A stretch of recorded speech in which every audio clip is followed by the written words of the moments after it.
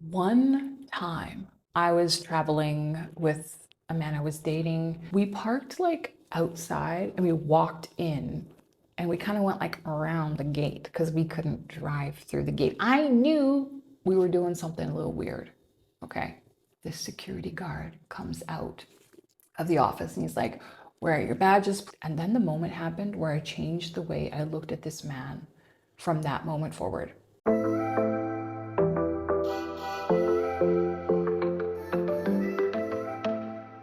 This video is going to contain a lot of jaw-dropping stories of personal experiences I've had where there were clashes in relationships due to extreme personality differences. So for those of you who just want the main lessons of this video, the thing that I would want you to take away is that if you are a strong personality or you are highly polarized in one area of your personality, it's highly likely you're going to be attracted to someone else on the opposite end of that spectrum, and it's going to crash out eventually. And ultimately, I believe that it's better to build yourself up and work on yourself as a person so that you can incorporate some of those qualities into your life in a way that will grow you as a person, balance your personality, instead of seeking these traits out in another person. However, the internet is the perfect example of this. I do think there are so many great benefits to being a person with a strong personality. So I'm going to talk about all of those here today. My last relationship ended 3 years ago. It ended in divorce. We had honestly just gotten married because we wanted to be together in, the United States. We both would have waited if we felt like we had the choice, but the pandemic was going on and things were just so crazy. We were really good at communicating, and we thought that that would be able to balance things out long term, but it doesn't. And let me explain. So we had taken 2 personality values compatibility tests. One of them was the Tony Robbins values test, and he's like, if you are in a romantic relationship and this person's top 3 life values or goals right now don't match or clash with yours, there's a high probability it's not a good relationship for you. For example, one of my top priorities is excellence and winning, and his matching value was something that basically worked out to participation trophies and a pat on the back for trying, which is one of my biggest pet peeves. And then I had another one which was comfort and routine, and then his was exploring new horizons, trying new things, and I was like, oh no. And then we took the Jordan Peterson personality test. I think we had both taken it privately. And then there was a functionality on his website where you can kind of see how they match up. And they will tell you, this website will show you the places you're going to have problems, the ways that you will interact well. And I have to say, this thing is absolutely amazing. I'm gonna go check if there's an affiliate link. I definitely recommend this for you if you're a single or if you're in a couple or you're thinking about something. Pop it in there, have a look at it, because it was basically like a crystal ball that showed exactly what was going to happen. So the main thing, one of the main things that was the biggest problem was our disagreeability percentages. I was in the 98th percentile for disagreeability, and he was in the 2nd percentile. So if there were 100 people, out of those 100 people, if you took the most disagreeable people, I would be one of the 2 of them. And if you took the most agreeable people, he would be one of the 2 of them. There's a number of different aspects that go into this, but I found a definition that I thought kind of summed it up. And disagreeability is a low concern for social harmony. And I would say this is 100% accurate of me. Looking back, I have been like this since grade school.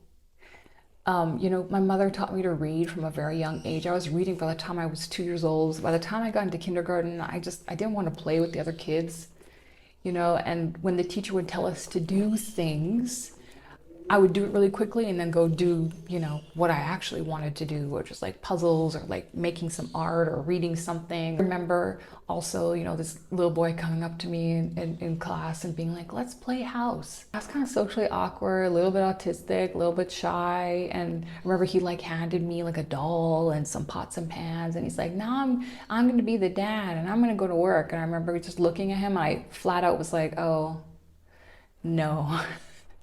No, I put them down and I went and did my own thing. Talk about foreshadowing. The truth is that I did get something really good out of that marriage. I discovered that I like being married actually. I need to get better at picking partners, but the problem is that I am just honestly so attracted to agreeable guys. Like I just find them to be so cute, and I need someone who's gonna go along with my harebrained schemes, okay? And like if the day after Halloween, I'm like, hey, let's go collect our neighbor's pumpkins, drive to the mountains and throw them off a cliff for fun, I need someone who's gonna be like, yeah, that sounds awesome. I really hate when men say no to me, and I hate when men are afraid of me, yes. When we were teenagers, one day my brother said to me, just like randomly, I feel sorry for any man who tries to hit on you. And I remember being like, what do you mean? And he would not elaborate, but like I did get to a point in my life, I don't know, like within the past decade, when it kind of just dawned on me. I was looking at the way men were responding to me. I was looking at YouTube comments I get, kind of like this one. And I was like, oh my God, are these men scared of me? I grew up without a father. I had some amazing teachers, male role models. Like I grew up watching these soft-spoken, cute, agreeable dudes on TV. For many years, the trees and animals in these forests have watched as their world changed around them. Here's the story of one of those creatures. Neighbor is anyone you happen to be with at any time of your life. Respecting and loving your neighbor can give everybody a good feeling. This disagreeability that makes me attracted to agreeable guys has like really, really hurt my feelings in the past. The other day I read online, someone was, talking about this man who had passed away, and he's like, he always saw the good in people. And when I read that, I felt kind of annoyed, and I immediately thought like, I don't admire that. I don't think that's a virtue. And then it kind of like clicked in my mind, and I was like, there it is again. That is the agreeability. And those were the kind of guys that, I ended up in relationships with, and they would be like tap dancing and doing backflips in order to keep, disrespectful people in their lives. And I did not respect that. And in fact, it like annoyed me greatly. And, with time, I'm able to look back at this now and be like, they deserve someone who would look at that and be like, wow, he worked so hard to see the good in people, right? Just like I would deserve someone who's like, wow, that girl has awesome boundaries. She only keeps awesome people in her life, instead of being like, oh, you're so mean, you should give them another chance, blah, blah, blah. One time I was traveling with a man I was dating, and I've been on YouTube for 12 years. I've been to tons of awesome YouTube events. I got invited to some I swear it was like AC/DC playing at Google headquarters or something like that. And I brought this guy with me, and we went there, and we were in Mountain View, California. And we got there like after the concert time or before it. I can't remember. It was daytime. And we were in the wrong area. My YouTube partner manager had just said, yeah, show up. You don't need to bring anything. Like, we'll have your name at the door, whatever. So I didn't have anything to prove anything. And to be honest, we weren't really interested in going to that concert. I don't like loud music or yelling music, except for the Nordic stuff. So we get there and I'm like, let's not even go to the concert, because the whole area, YouTube space area, is huge. And we got to this one place where we could see YouTube Google colored bikes and like a campus for like the employees. And I'm like, they had like all of these like statues and stuff. I'm like, this is so cool. Let's go and ride those Google bikes. Let's go and take some photos. And we parked like outside and we walked in and we kind of went like around the gate because we couldn't drive through the gate. I knew we were doing something a little weird. Okay. But with my personality, I would much rather ask for forgiveness instead of permission. And so, yeah, we walked on, we tried to walk by. The security guard comes out of the office and he's like, where are your badges? And then the moment happened where I changed the way I looked at this man from that moment forward. He looks at the security guard, his voice goes up 10 octaves, and he goes, okay, and turns around. And I literally just stood there looking annoyed for a few seconds. I mean, we had come all this way to go and check it out. I just sighed and I looked at the security guard and I'm like, hey, we don't have badges, okay? We're here from Canada. Technically, I'm a Google employee. I'm a YouTuber. Here's my channel, whatever. I showed him. I'm like, can we just come in here, ride the bikes and take some pictures? Like, we're not going to do anything. He was like, okay, sure. And that was it. But after that, there were many, many moments in my life with like highly agreeable men that really made me think twice. I've had them sit there silently once while a stranger was yelling at me for no reason. And I had to stand up for myself with my partner beside me, doing nothing. Another time I was traveling with a man, we were at a popular tourist landmark. I don't really like those things, okay, but he wanted to go there. And that's another thing about being disagreeable. I know what I like and don't like. I'm very well aware of it. And in the past, I used to make more concessions. As I get older, I don't really want to. I want to do the things I want to do, which, along with my strange personality and the fact that I'm 5'10" and that I don't want kids and that I have no family values, all of these things make it kind of difficult for me to find a person, but I don't mind. I really like myself, and yeah. I want to be in a partnership. I think it's really good for my personal development, and it's just fun, right? It adds a little bit of spice to life, right? But yeah, I need to find the right person next time. Anyway, so we're at this crowded tourist landmark. We were having a little bit of a tense moment. We were talking to each other kind of loudly. You could see that we were upset. This woman comes up in the middle of it and says, can you guys take our picture? There were many, many people around who were not in the middle of a blowout. And I looked at her and I said, no. My partner goes, okay, yeah, I'll do it, and goes off with her. And I was like, oh, you have got to be kidding me. I feel that if I change my disagreeability, I can maybe find attraction to somebody who is not so polarized in the opposite direction, because bravery is really important to me. Social bravery is really important to me, especially after what we've seen over the past 5 years. I have been preparing for this time my entire life. I have been preparing to look at a security guard standing in front of a grocery store and say no and keep walking my entire life. And the thing that I really realize now is that the highly agreeable guys, the ones who were highly concerned with social harmony, combined with a fear of authority and a fear of doing the right thing for the group, were the ones that went and subjected themselves to things that make them completely undateable for me. Things that we're not allowed to talk about on YouTube. Some of them are lying about it now. I met this like amazing man, an author. We just had this amazing connection. He talked about liberty and freedom. He had a really wonderfully popular book. His father was a Pulitzer Prize winner, some crazy thing, Nobel, I don't know, something. And I had told him that this is a deal breaker for me in men. And he didn't actually answer it, but I figured it out. I figured it out that, he had gone along with this. He had gotten it to appease his daughter. Yeah. And I don't know, I just couldn't do it.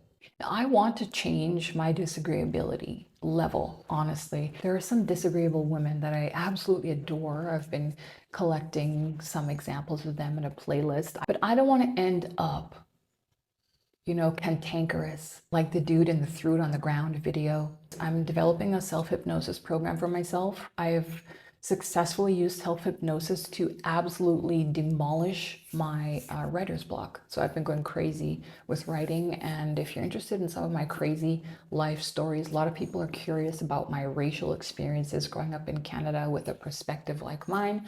I've got that book down below, and I've got some more really crazy stuff coming too. So I hope you will subscribe and stick around. Another way I'm doing that is by questioning my suspicions, right? I am generally like suspicious of a lot of things. And that's one thing that really annoyed me about the agreeable men that I was with before, is that they were so gullible sometimes.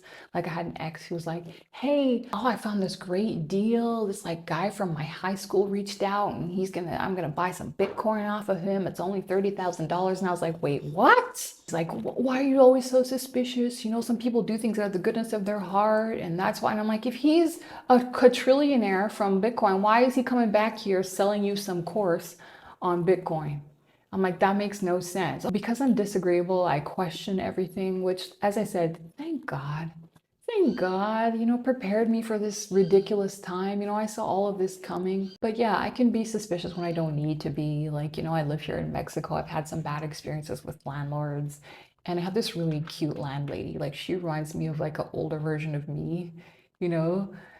She's like really creative. She's got this long hair. She always wears these flowy dresses. She's got these flowers and, these books and everything else. She's so cute. But I was like, kind of miserable about it, because I just don't trust landlords anymore. But yeah, I decided to go for coffee with her yesterday, and it was really nice. And I'm not religious, but I'm allowing her to take me to church on Sunday evening for the Candlelit Mexico Mass version thing. And I think it's going to be really nice. I'm taking some risks, not being suspicious, being open to trying new things. I also figured something out amazing. Like, this is like a little thing, but it's so huge to me. Okay, so how when you go on websites and it always says, do you want to accept cookies? My natural inclination of someone, a stranger or like anybody asks me a question, is always no, no, no, no. So I've been clicking no on these websites for like how many years now? 10 years. And sometimes they say you have to accept it to enter the website, and I'll go, I'll look for like the little loophole to go and find and click and then choose only necessary and like, whatever. And it's always been this kind of like sticking point for me. And then like the other day, because I'm practicing not just randomly saying no, I decided, let me research what happens when you click that accept button. And I found out that it actually doesn't matter. Once you've actually seen that pop-up, you've already been like tracked and whatever else. They have to put that pop-up there legally for some like weird obscure law, so that if they get sued, if you decide to sue them for tracking you or something, they can say, no, this person accepted it or whatever. So yeah, it doesn't make any difference. So yeah, you can just click OK on those cookies. If you're a cute little disagreeable person like me, you can just click yes. You can accept them. You can also say yes to life. Personally, I feel proud. I feel proud that I'm a disagreeable woman. I think a bit of it is genetic. My father is antisocial. My mother was like she was a bit precocious. She was a bit bratty. When I was 10 years old, the doctors told her, your daughter is going to be dead or in a wheelchair within 1 year. And she looked at them and said, no, she's not. And like, look at me, I made it a really long way, here in my 40s. I'm finding out now, now I know what they were talking about. Now I know what they were looking at back then. And I got by on a lot of borrowed time. And I think a huge part of that was because of my mother's unwillingness to accept other people's reality. And I think that same ability is what led me to create this amazing and beautiful life that I have. It's what allows me to come on here and talk on camera.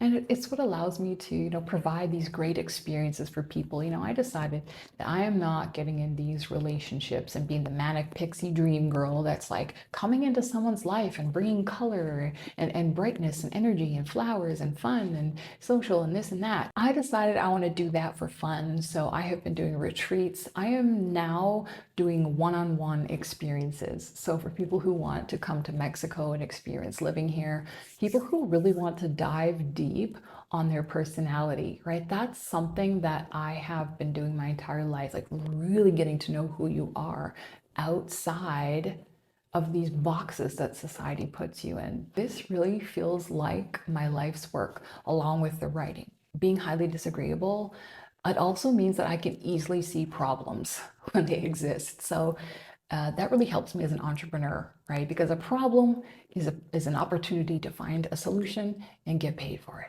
And I also use my social bravery to stand up for people. I've stood up to people who are yelling at cashiers.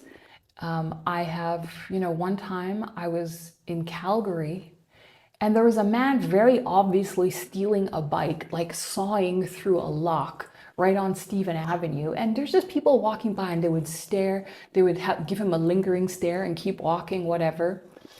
And like, I'm not dumb, right? So like I went a ways back and then I yelled, "Hey, don't worry. I called the police. They're going to help you get your bike unstuck," right? I just had to do something. You know what I mean? Like I had my bike stolen twice in Calgary. Like people just stand there like, come on. I do love the idea of a man who is masterful in his field of study. Like getting a text message from me and like feeling a little bit scared and like a little bit flustered. And like, I like pushing guys a little bit, I like the idea of that. So I think it's really cute, but they can't be like actually afraid, I realized I had a real sore spot around that when I experienced the opposite of that here in Mexico. So I came here, I started studying Wing Chun martial arts, Kung Fu, with this man who is a Taoist priest. He's been training martial arts since he was 8 years old. He's 50 now, just like pure muscle, tall guy. And one day he's gonna show me something, right? So he's like, okay, hit me. Come on, hit me. And I kind of give him a little, like, trying whatever, like, just like whatever. He's like, no, like, just hit me. I couldn't do it. I felt very uncomfortable. I was like, oh no, I don't want to. And he laughed. This man laughed in my face and he's like, I won't let you hurt me. And that's when it like dawned on me. Here I was feeling like, me with my little skinny little arms was going to hurt this like fully grown martial arts man. Like I had it in my spirit that like I was too much. And I don't like that. I am not too much. I am a lot of many things, vibrancy, beauty, ideas, laughter, friendship. I see the relationship that Jordan Peterson has with his daughter and his wife, and I think that's so beautiful. And you can see how those two women are highly disagreeable, and he is agreeable, but he has a spine and a backbone, and he has his own area of mastery. It's not like his wife and his daughter are these like dynamos that are the most amazing thing in his life. No, like he's got his own thing going, right? Anyway, that's all I've got for today. Thanks so much for watching. Let me know in the comments below, what aspects of your personality would you like to amp up and which ones do you want to tone down? Let's get honest with it. See you again soon, and bye for now.